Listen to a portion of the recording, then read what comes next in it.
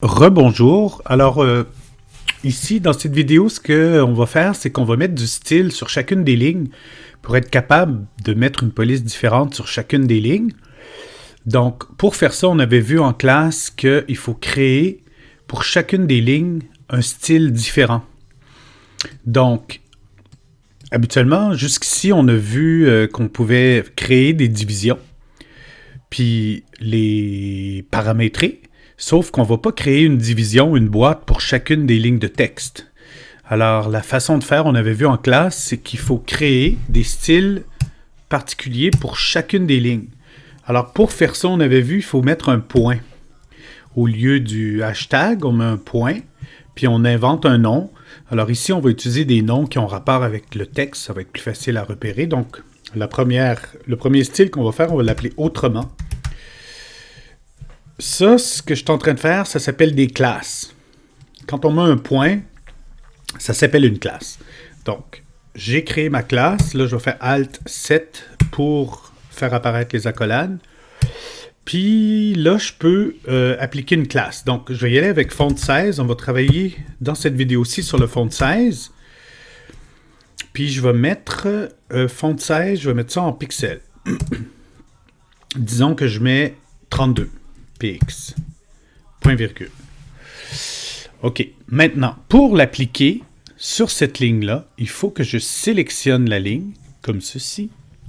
Je m'en vais dans Fenêtre, Propriétés, puis je clique sur Actualiser, parce que là, je ne vois pas. Puis là, la fenêtre se détaille. Il faut que je sélectionne dans les propriétés, la propriété CSS. Puis dans la règle cible, je vais aller sélectionner la règle que je viens de créer qui devrait apparaître dans le panneau ici. Donc, je clique là-dessus et magie, ça vient de mettre une balise HTML autour de mon texte. Donc, la balise, ça s'appelle span, classe, comme je vous avais dit, c'est le nom de la classe qui s'appelle autrement.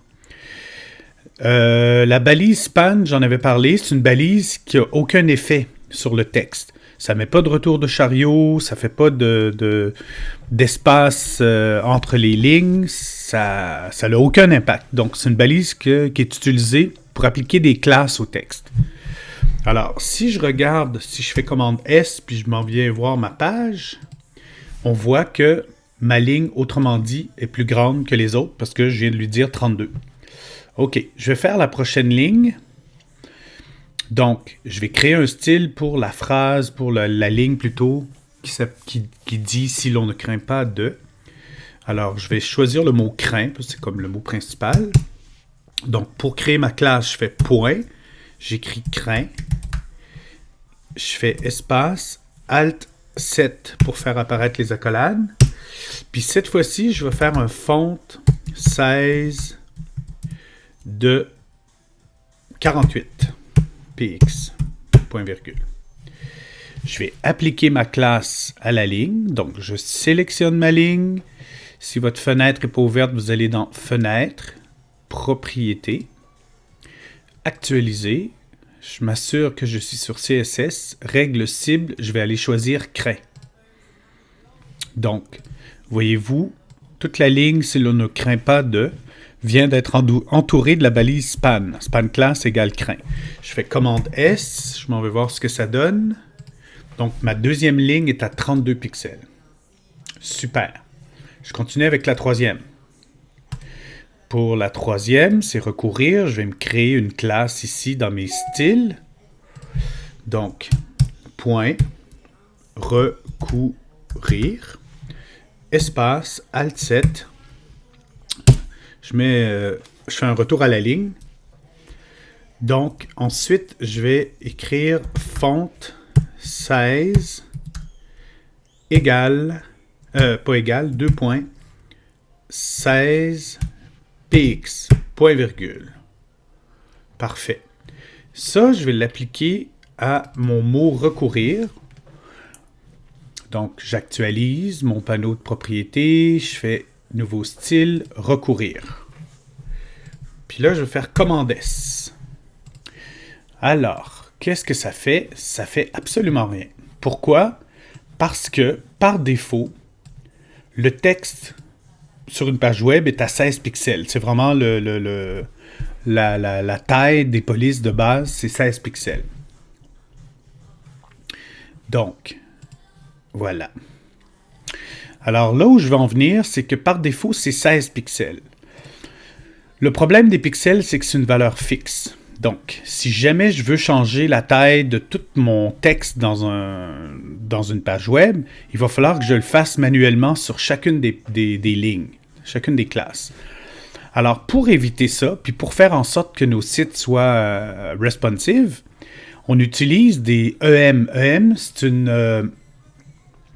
c'est un paramètre qui permet de déterminer la taille de la police, sauf que au lieu d'utiliser des chiffres précis, on utilise un facteur de multiplicateur.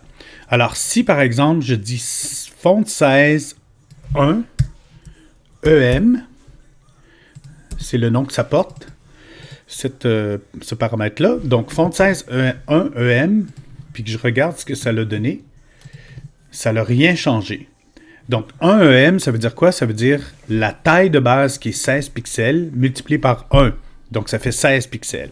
Parfait.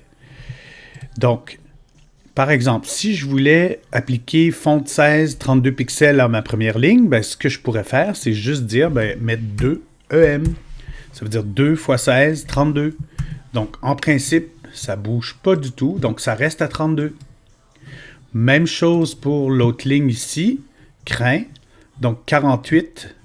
Si je fais font 16, 4 EM, qu'est-ce que ça va faire? Oh, là, ça fait un peu plus parce que 4 fois 16, ça fait un peu plus. 4 fois 16, excusez. 64. Donc là, je suis à 64 pixels. Donc, si je veux être à 48, il faudrait que je fasse 48 divisé par 16, je suis nul en mathématiques, comme vous voyez. Donc, 3. Donc, si je mets font 16, 3, je vais revenir à 48. Voilà. Parfait. Donc, l'avantage, comme je vous dis, des EM, c'est que ça permet de changer facilement toutes les tailles de police dans le site web. Ça veut dire que si, par exemple, dans mon container, parce que toutes mes polices sont dans le container, si je dis font 16 2.40 px. Donc, je viens de déterminer que la base de ma fonte, ça va être 40 px. Ça veut dire qu'ici, autrement, va être à 80. Celui-là va être à 120. Puis celui-là va être à 40 pixels. Donc, si je regarde ce que ça donne, voilà.